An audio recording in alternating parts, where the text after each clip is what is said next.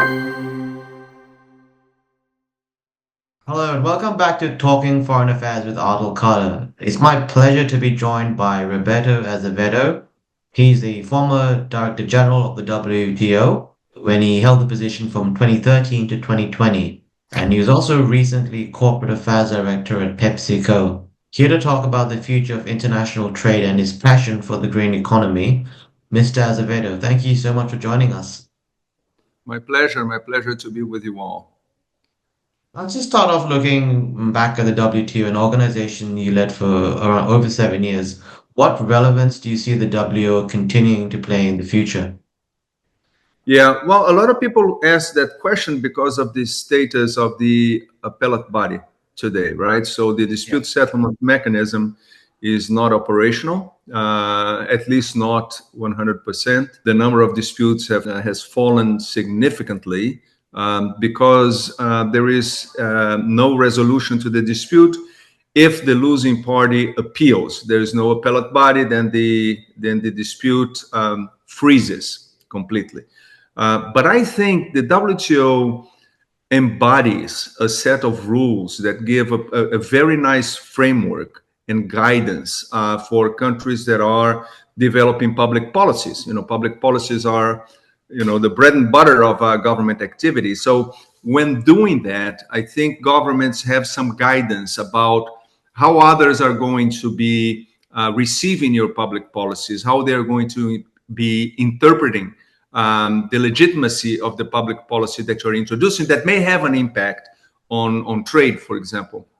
So people try to follow the rules and to observe the rules. Even when they don't, they say, oh, it's WTO compatible.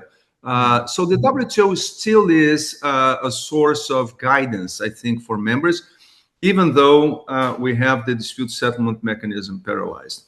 That is more important in the traditional sectors. There are at least a couple of sectors where that is more challenging because they're new. So the rules that we had at the WTO, which were negotiated back in the late 80s, and the WTO entered into force in the 90s, like the digital environment, social media, data protection, all those things are very much in the open. There's not a whole lot of guidance. And also, there are a lot of new generation. There is a new generation of public policies on the climate and environmental agenda, where the WTO agreements don't offer a whole lot of guidance for the same reason. They're old, and these are new topics. So those are areas where I think we need to do better. So you speak about environmental awareness, and that's something we'll go a bit more into this interview. And you also spoke about the dispute settlement mechanism, which is another hot topic for reform. But just on the topic of reform, I know it was a major component during your leadership of the body. What other further reforms of the WTO you think are needed for the organization to remain relevant? Yeah, I would say many areas, but there are two that I think are critical. I think the first one, the first thing to bear in mind is it's very unlikely to have a deep reform of the WTO that requires, of course, consensus. All members have to be in agreement. And it's very hard to have a very deep reform with all members on board and looking in the same direction and agreeing strategically to what we're trying to do. It's very unlikely to happen. So most likely, whatever reform we have, it will be incremental. It will be building on what we already have. And I think there are two areas that are pretty important. I think one is dispute settlement. I think the hope that we can just bring back dispute settlement to what it was before is it's a bridge too far, I think. Most likely, if we bring back the dispute settlement mechanism, it will have to adapt. It will have to be more in line, at least with what some key players want and everybody can live with. Particularly, there is a big complaint about the fact that the dispute settlement mechanism was legislating, was going beyond its remit and doing things and offering guidance that was not in the agreements and that members did not agree to. So maybe that's something that members will have to look into very, very carefully. The other area is decision making. I think consensus to do anything is a death blow for the organization. When the organization was created, the idea was that it would be a permanent forum for negotiations. Now, so that means essentially that you can begin to negotiate anything at any time, and that was precisely the idea of having the WTO. So you wouldn't have to have the negotiating rounds every time that you wanted to do something. But some members don't go along with that. They think that any negotiation that has to have a mandate, a consensual mandate by all members to negotiate anything. I think that's a death blow to the organization. We should be more flexible, more nimble, and allow, for example, plurilateral agreements, which are agreements that include a number of countries, but not necessarily all of them. When you have all of them, we call multilateral. If you have some, it's plurilateral. So the plurilaterals should be a way to move forward that allows those who want to negotiate and participate in a particular deal to do so. And those who don't, they don't participate, but they cannot stop the advancement of those. So those are two areas, I think, dispute settlement and decision making, that I think we need to do better. It sounds very, very relevant to other recent conversations I've had looking at United Nations reform and looking at the veto in the Security Council and the fact that all five P5 members have to agree. If one disagrees, the entire resolution is bogged down. But touching upon your comment on all members having to agree, one achievement during your time in office was the Nairobi package to do with environmental awareness. Can you just explain a bit more how you got this, how you negotiated this and passed this agreement? Yeah, well, there were two. I think the first one was the Bali package, right? So the Bali package was the first one, was in the Bali ministerial meeting. That was just 3 months, I think, after I took office. We had been negotiating that agreement for years, and we couldn't get anywhere. We got a text at that point in time when I took office that had over 700 brackets on the text. So we had just 3 months to go, and each bracket was fought strenuously by members. So we did the best we could, but in the end, because members wanted to do it, I think there was a general agreement that there were a few exceptions, but most wanted to do it, and there was still a number of like 100 brackets left. So it looked like we were not going to make it, and for the first time, I think I talked to some members, key members from, developing, intermediate, etc. And I said, look, guys, the only way we can do it is to go to Bali with the text that we have and see what we figure out over there, and not kill it in Geneva. But they said there will be no negotiations in Bali. So how are we going to do it if you bring a text with brackets? And say, well, I don't know. We're going to have a bunch of ministers there, so maybe we figure something out. And when we got there, there was an agreement that they allowed me, as Director General at the time, to put my text. And everybody agreed that whatever I put on the table was take it or leave it. Either all members agreed with that text, or they didn't. And then we wouldn't have a deal. And I did that. And of course, I tried to be as balanced as possible with my text. And I think I did a good job because members essentially agreed. Now, there were a couple of sticky points. The last one was a transit provision that was a problem for the United States and Cuba.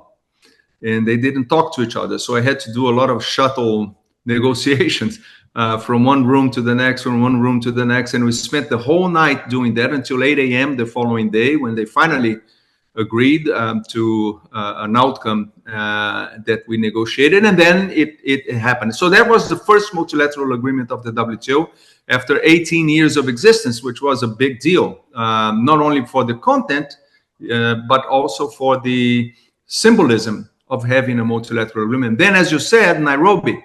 That was another very important ministerial conference. That was 2 years later. And members were happy that we had at least managed to do something. And so in Nairobi, we built on that momentum. It was also very hard. We had to spend the whole night, at least 2 nights in a row, negotiating things in a small room, just a few delegations, which was terrible because everybody else was left out. But there was an understanding that what came out of that agreement would probably be the possible balance in all those nagging issues. So that was another tough negotiation, but we managed to do it in the wee hours of the morning. And again, we managed to get the Nairobi agreement done. But that time was not a take it or leave it text, which was really a negotiating exercise of some key players, and everybody else agreed to go along with it. So those are different processes, but equally successful. Really interesting because many of us forget for any major multilateral agreements of past, people forget how many diplomats have to stay into the wee hours of the morning to negotiate on very specific clauses to ensure that all countries agree. But just touching upon that and looking at the concept of a green economy, something that has gained traction over the last few years, and something I'm sure you've had this topic you've dealt with a lot with during your time as Director General. From a trade perspective, how can international organizations like the WTO promote a green transition, but also while balancing the need of developing nations? It's a new agenda. That's the first thing. It's a completely new agenda. It's something that we don't have a whole lot of guidance on how to negotiate climate. The word climate is not present in any of the WTO agreements. It doesn't exist. Interesting. There is, environment. There is something about sustainable development, and that's about it. That's as close in the introduction, I think, of the GATT 47. So it's a very light agreement on climate and environmental issues because there were not concerns at the time that they were being negotiated. However, public policies on climate and environment, almost 100% of the time, they have a trade impact somehow. It's taxes that you impose at the border, or you demand that products that enter your territory follow certain regulations or production methods or whatever. My concern here is that, but even in the Paris Agreement, the Paris Agreement was negotiated, so the environmental agreement was negotiated with the premise that members would have, that countries would have, common but differentiated responsibilities. And the differentiated part of this sentence is that developing countries would need help and time to introduce their policies and then to adjust to the climate and environmental demands that were required from them, that the effort that was required from them. So they would have time. My concern, and few people talk about this, is that developed countries are introducing unilaterally public policies that require exporters to meet certain standards. And often the exporters come from developing countries. So at the end of the day, the moment that they require certain standards on the products that are coming in, they are requiring developing countries to introduce measures or take on costs of adapting their production processes to get into their market. So at the end of the day, they're exporting the costs of transition to developing countries. So the notion that the developing countries have differentiated responsibilities is dead because it's being imposed on them, the cost of the transition immediately, right now. Otherwise, they cannot export to the major central markets. So this is something that we really have to be careful about because there are no provisions in any of those public policies that say, okay, if these imports are coming from a developing economy, they're going to have a longer time to adapt, or we're going to help financially so that they take on the costs of the transition. Nothing like that happens. So we are killing the principle of differentiated responsibilities every time that we introduce a unilateral measure that has a trade impact that doesn't recognize the fact that it has an impact on developing countries who have to burden the cost of that adjustment. You mentioned how there's no conditions in the provision. Do you think this is something that multilateral bodies like the WTO should ensure in the playing field? I think we should have a conversation to begin with. But the problem is, the moment that a member of the WTO comes to the council room and says, I would like to have a conversation about the impact on trade that the environmental and climate agendas may have and how we handle that. Just a conversation, we're not negotiating on anything. Then there will be a number of countries who will raise their flags in the room and they will say, Yeah. this is not a mandated conversation or negotiation, therefore we don't want this conversation to happen at the WTO. And the issue is dead right there, right there. So that, I think, is my conversation. You cannot, complain that these policies are having an impact on you. And at the same time, when people want to have this conversation multilaterally at the WTO, you raise your flag and say, I don't want to have that conversation. That's a paradox for me.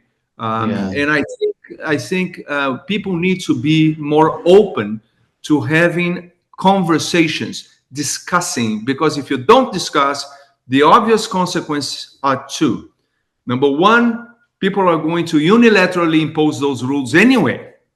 So it's essentially the law of the jungle. And the law of the jungle usually favors the strongest.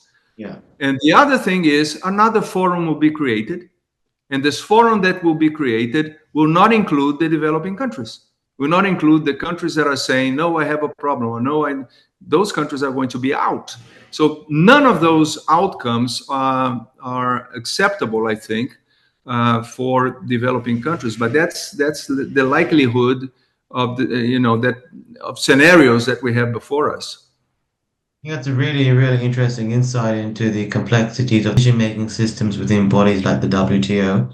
Just want to stray a bit away from the multilateral bodies like the WTO and a bit more into the private sector, something you've been involved with for the past few years. Touching a bit on the private-public partnerships, can you just share a bit more about the work you've done in the corporate sector with regenerative agriculture? And what messages would you give to smaller businesses who would also like to play their role in the system? Yeah, I think people underplay or they underestimate the value of the private sector in this discussion. Especially people who have been looking at rulemaking internationally as a government-led process. But they forget two things. First, that governments usually do what the private sector asks them to do. So in the conversations, in the negotiations, a lot of the mandates come from requests and demands that are put to government by the private sector, their national private sectors, of course. So that is a tremendous power that the private sector has to push governments to go in a particular direction. They may use that power. Sometimes they are even unaware that they have that power. And I have seen that happen many times.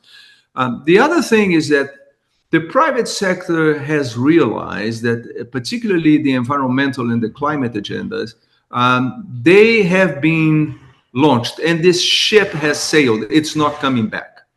And they know that. I mean, you may see different administrations in different countries, some more favorable to climate and the environmental agenda, others opposing the climate and the environmental agenda. But the reality is that in most countries in the central economies, at least half the population, half society has accepted this agenda. The other half may deny it, but at least half has accepted.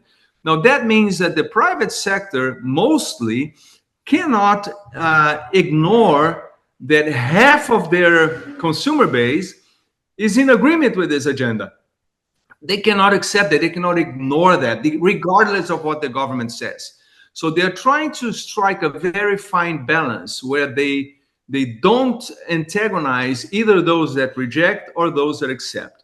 And balance, I think, point at this moment is that corporations are unilaterally committing to some goals. So I will decarbonize X% by 2030, and then 100% by 2050 2050, and that means scopes 1, 2, and 3. And the reality is that the moment that they say that, there are a number of NGOs and institutions that are looking over their shoulders to see if they're greenwashing or whether they're actually doing what they said they would do.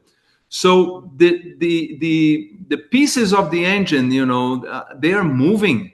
The private sector is undertaking those commitments. They're investing to meet those commitments, and that is a very, very powerful force. Any number that you look at when people talk about the transition to the green economy, the number that people come in terms of investments required are in the order of trillions of dollars. Now, no government is going to do that. The governments cannot meet that bill by themselves. So a lot of that cost will be shouldered by the private sector. They're doing this. PepsiCo was doing that when I was there.